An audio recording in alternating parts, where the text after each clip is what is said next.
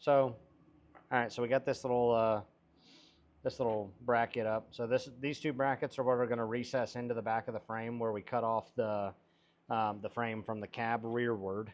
So these are going to weld in. I'm going to make these out of 1/4-inch plate, weld them in, and there's going to be 1 3/4 tube that the back half's going to be made from is going to recess into it. There's going to be another corresponding tube roughly 10 inches into the frame. It's going to get welded in as well and then plated so that there's a substantial amount of structure back in here. So it's very similar to like fish plating. Whenever you cut a frame, lengthen, shorten, whatever, then you have a strengthening plate basically. So you weld your frame back together and then you put a strengthening plate either side. So essentially that's what these is, but they're integral to the frame. They're inside, they're inside of it. So. And this is all going to be compliant with some kind of rules for racing? Yeah, this is all going to be compliant with the ODSS, Outlaw Diesel Series.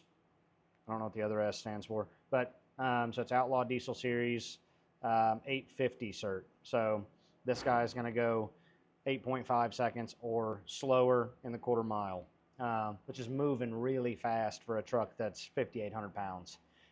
But this one, it's got the juice to it. It's got compound Smeding turbos, fast fuel system. The whole interior is gutted. It's got built axles. We're about to 4-link it. We're also going to build adjustable front control arms. Öhlins suspension. Yeah, Öhlins suspension. This thing's going to have the works. But all motor, it makes 1,200 horsepower with a 400 shot of nitrous. So how many of these are you printing? Right now, just 2. Testing them? Yeah, just a test. Okay. One for each side. I want to make sure that they fit. I could just cut one, but I'm extremely confident in my measuring ability. So, I bet your wife is too. heck. Yeah.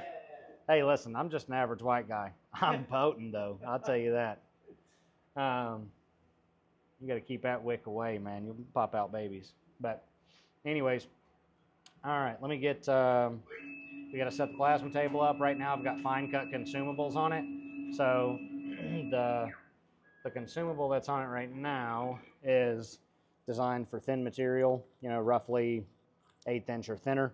So it's got this tiny little hole. It's probably, I don't know, 1,000, 15 thousandths or something.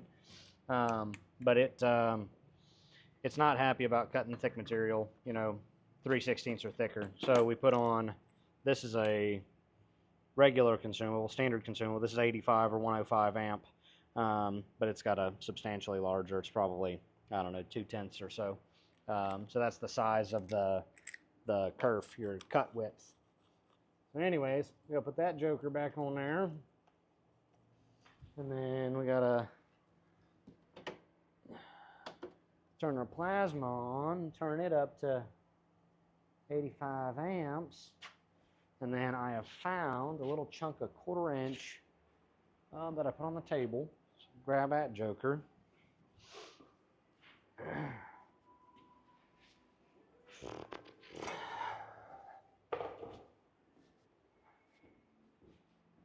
All right, so we got this little piece of 1/4. Line it up here. Get it square to the table. See if we should have enough space on this little bracket to cut both of them side by side.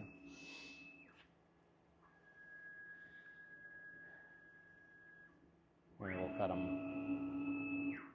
them up there, that way we don't splash ourselves. Let's see here. All right, so 0 to Z. All right, now let's see, do we have enough space? Doesn't look like it. Okay, so we're gonna have to cut them vertically instead. So we'll just send one over. Rotate that, actually, like that, boop. Do 2 of them this way instead. Now we'll have enough room on the sheet to cut them. Okay. See what happens here.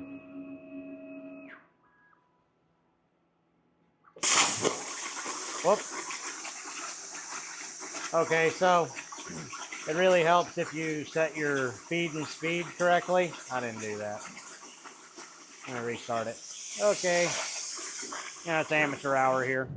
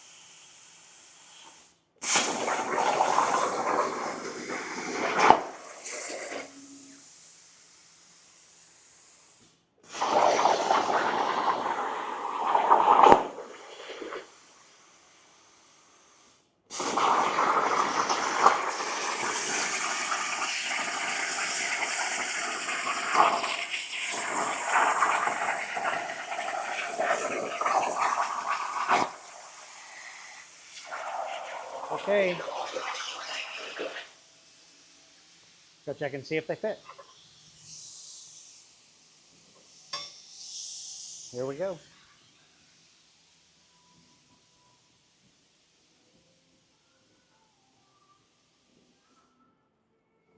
Better.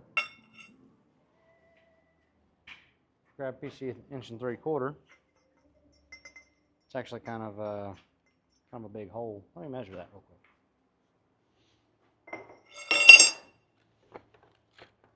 See if our hole's actually. Yeah, we got an 1 3/4 inch hole. Okay, that's 1 5/8 inch. I was like, man, that really did not cut properly, but it did. So now, let's see if this little dude fits. Oh, I see. I see. Oh, I see. That's for the tubing and in the frame. Yep. So this is going to be the outer, and then we're going to have another one that's recessed about 10 inches in on the inside of the frame. I'll have to, I'm going to have to cut in this little indent here, and I'm going to have to, notch the bottom for the upper, or notch the top and the bottom for this little roll where it's a C channel.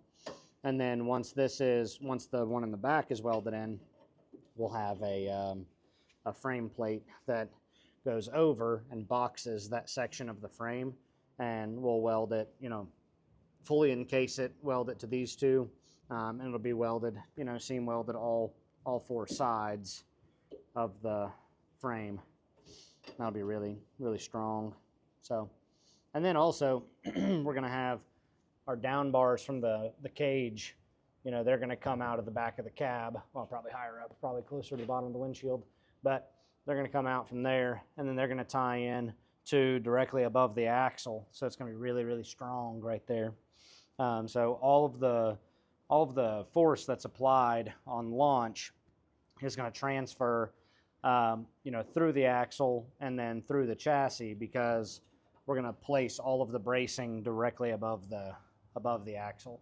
So it'll transfer through that and into the frame, because the cage is gonna go through the floor to some 2x3 3/16 wall outriggers that come off of the frame, because ODSS, their sanctioning body or whatever, their rule book says that you have to connect your roll cage to the frame. And on Firepunk Diesel's website, they show, we'll put a link in the description to Firepunk, but they show sending it to an outrigger, and they're also one of the sponsors of ODSS. So if they say it's okay, I'd probably say it's okay. So that's what we're going to do. Sounds like a fun afternoon. It'll be a fun afternoon, that's for certain.